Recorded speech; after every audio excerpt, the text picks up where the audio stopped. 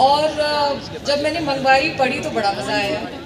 एक ही रात में किताब खत्म हो गई और उसके बाद फिर लगा कि ये तो बड़ी अच्छी किताब है, इसको और भी किसी भाषा में होना चाहिए।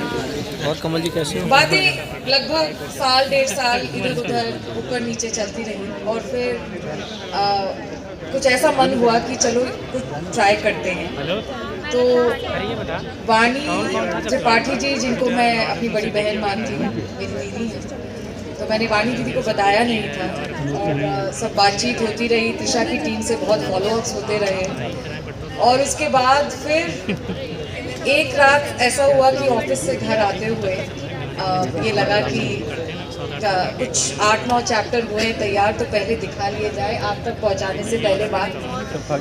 और फिर मैंने प्रभात सर को फ़ोन किया ऑफिस से घर आते हुए, पहली घंटी पे तो काट दिया। मुझे लगा एडिटोरियल करियर जो बना है वो भी बर्बाद हो जाएगा अगर अनुवाद इतना बेकार हुआ तो। फिर दूसरी बार फ़ोन ट्राई किया तो सर ने फ़ोन उठा लिया।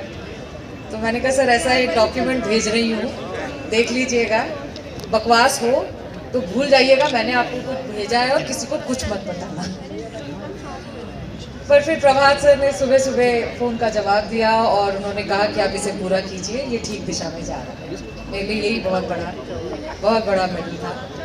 और उसके बाद फिर यतीम जी जो आज यहाँ दिल्ली में नहीं आ पाए, दूसरी बार ड्राफ्ट यतीम जी को दिखाया। फिर उनसे जब हरी झंडी मिली तब पिताजी को बताया, अरुण जी यही हैं हमारे बीच, कि जी ये काम हुआ है और इसको अब आगे दिखाना चाहती हूँ वाणी दीदी को और इसके हमें राइट्स लेने चाहिए।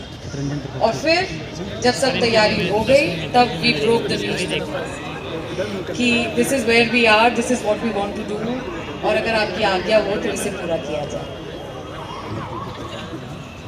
वाणी प्रकाशन ग्रुप में अनुवाद की यात्रा वहाँ से शुरू होती है जब साहित्य अकादमी की जनरल बॉडी में पिताजी का नामांकन हुआ और उन्होंने वहाँ अनुवादकों के लिए सबसे पहले अपनी पेशकश की। भारतीय प्रकाशकों के प्रतिनिधित्व कर रहे थे वो, और उनका जो ऑब्जर्वेशन लेटर जाना था उसकी ड्राफ्टिंग ऑफिस में 2-3 लोग कर रहे थे, उस टीम में मैं भी थी।